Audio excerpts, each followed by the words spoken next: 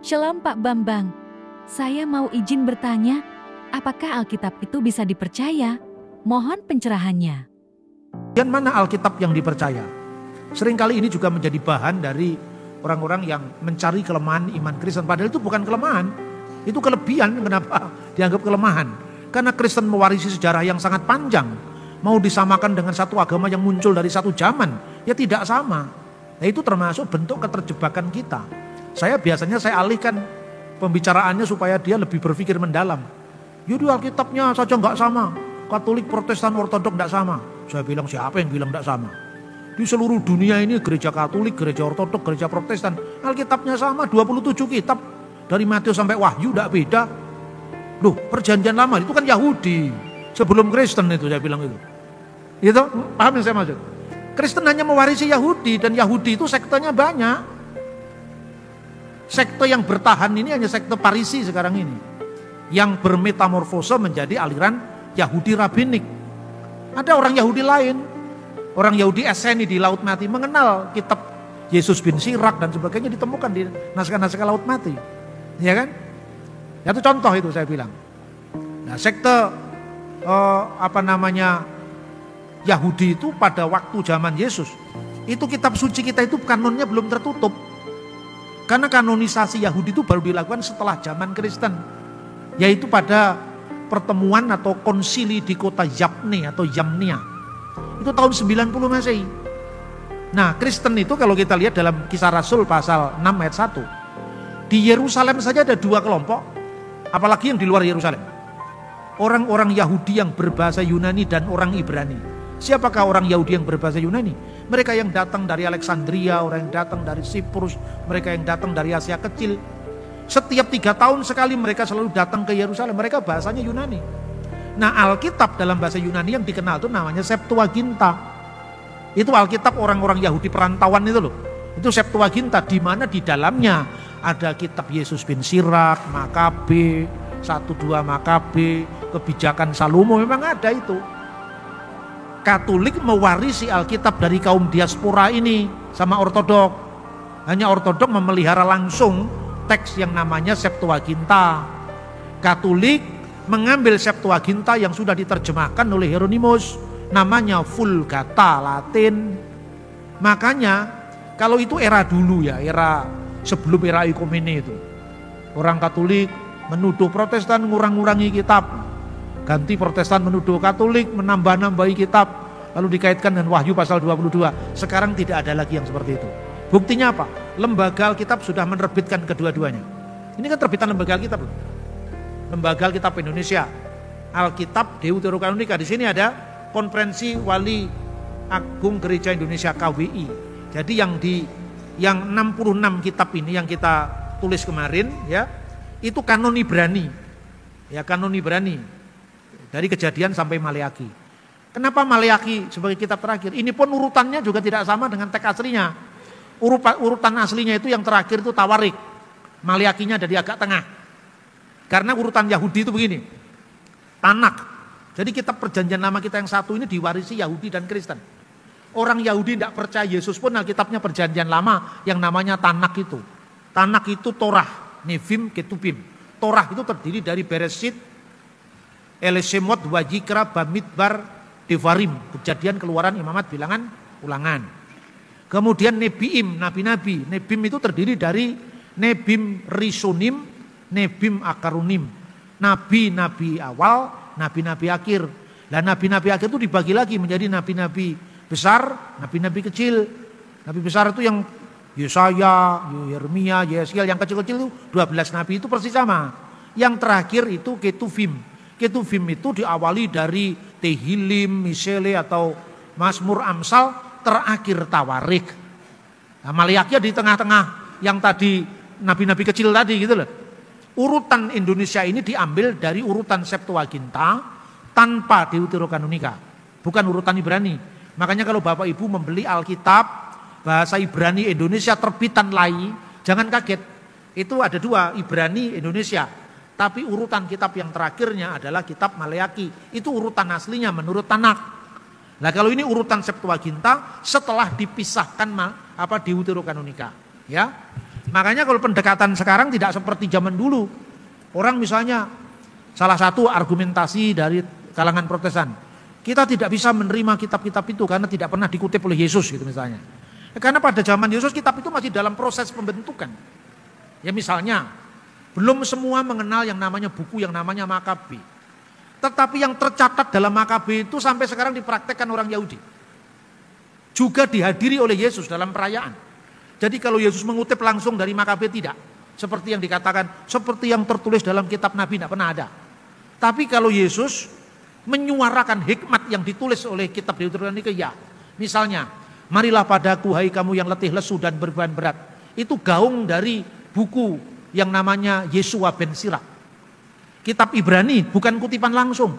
Yesus itu adalah gambar Allah yang menopang segala sesuatu. Itu bisa sejajar dilihat dari kebijakan Salomo pasal 7 ayat 18 dan 19. Pantulan dari cahaya kekal dan gambar wujud Allah itu ada di sana. Jadi karena itu bukan Tanakh maka tidak langsung dikutip dalam pengertian seperti tertulis firman Tuhan. Tapi kebijakan itu dilanjutkan, dipelihara oleh orang Yahudi. Bahkan perayaan Yahudi yang namanya Hanukkah. Hanukkah itu perayaan penahbisan bait suci. Makanya kalau Bapak Ibu pergi ke Israel, ada kaki Dian bercabang 7. Ya, ini tadi. Bercabang 7 itu namanya apa? Menorah. Itu ada ayatnya dalam Taurat kan? Tapi kalau Anda pergi ke Israel ada kaki Dian bercabang 9. Ayatnya di mana itu? Tidak ada dalam perjanjian lama Ibrani, tapi adanya dalam 1 dan 2 Makabe. Kenapa? Karena itu terjadinya intertestamental. Jadi setelah kitab Ibrani ditulis, antara tahun penulisan kitab Ibrani, kitab Maleakhi, kitab Zakaria ini sampai perjanjian baru, itu ada kurun kira-kira 500 tahun. Nah kurun itulah yang diisi oleh buku-buku Deuterokanonika. Maka apa yang diperingati dengan peristiwa zamannya Makabe itu? Itu waktu itu kan Israel itu kira-kira gini kalau kita lihat ya. Makanya kalau pertanyaannya satu orang itu 5 pertanyaan, bagaimana mau dijawab singkat? Kan bisa salah kemana-mana itu jawabannya kan. Satu orang pertanyaannya 5. Sahabat memerlukan waktu sendiri. Kalau sekedar saya jawab, ya kita bukan lagi sahabat, kita perjanjian baru. Selesai kalau jawabannya begitu kan. Tapi kalau saya jawab begitu nanti malah menimbulkan misunderstanding. Jadi saya ulang lagi. Jadi setelah pembuangan Babel, tahun 586 sebelum Masehi, itu ada peristiwa yang namanya pembebasan orang-orang Yahudi dari Babel lewat dekret Kores Agung. Itu tahun 539 sebelum Masehi. Mereka diizinkan jadi bekas tawanan Babel. Dan ini juga tidak hanya tercatat dalam Alkitab loh, hebatnya Alkitab kan di situ. Bukan sekedar buku yang diklaim firman Tuhan harus dijaga. Kalau firman Tuhan ini sampai dikutip salah kemudian kena penodaan agama, nggak pernah begitu. Yang menjaga Alkitab itu sejarah yang mengkonfirmasikan kebenaran Alkitab. Makanya jangan terlalu takut kalau ada orang bikin sejarah baru. Kalau nggak terbukti hilang-hilang sendiri nanti itu. Tapi kita tidak boleh terlalu reaktif terhadap itu, biar saja semua akan diuji dengan sejarah, asalkan kita tidak pasif ya. Kemudian dia mengeluarkan dekret itu yang intinya membebaskan orang Yahudi dari tawanan Babel oleh Nebukadnezar. Prasasti yang pertama itu namanya Prasasti Silinder Kores Agung.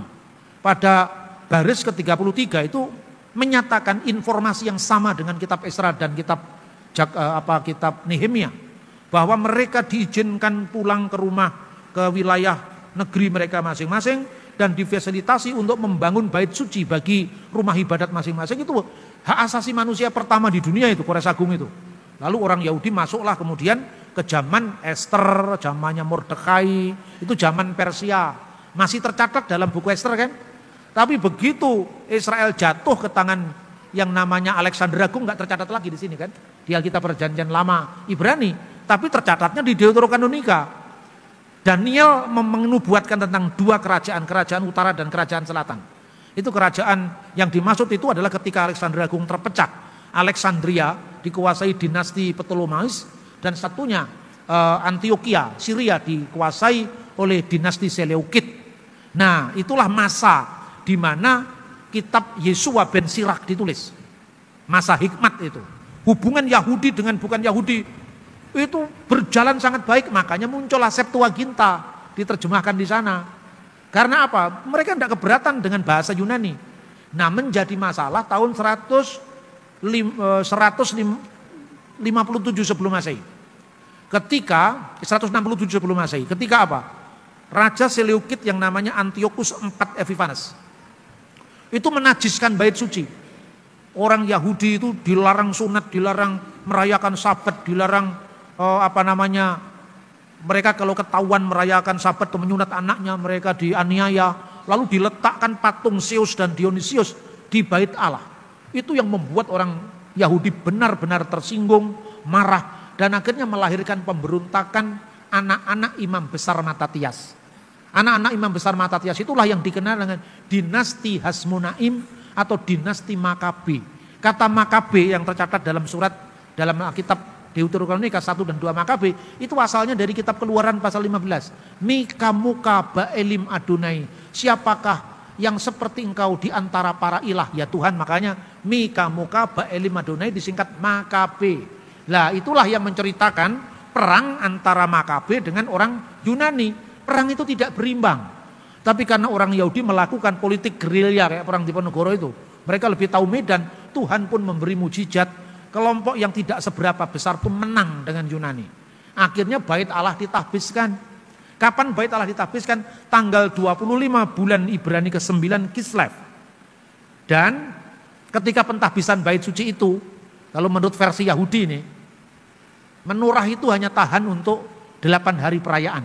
Kan perayaan terakhir itu hari ke-8. Tapi mereka tidak mampu untuk menghadirkan minyak zaitun ke pusat kota. Karena mungkin di luar-luar kota itu masih dikuasai tentaranya Antiochus. Lalu dengan minyak zaitun 1 hari itu dia bisa merayakan penahbisan bait suci selama 8 hari 8 malam perayaan.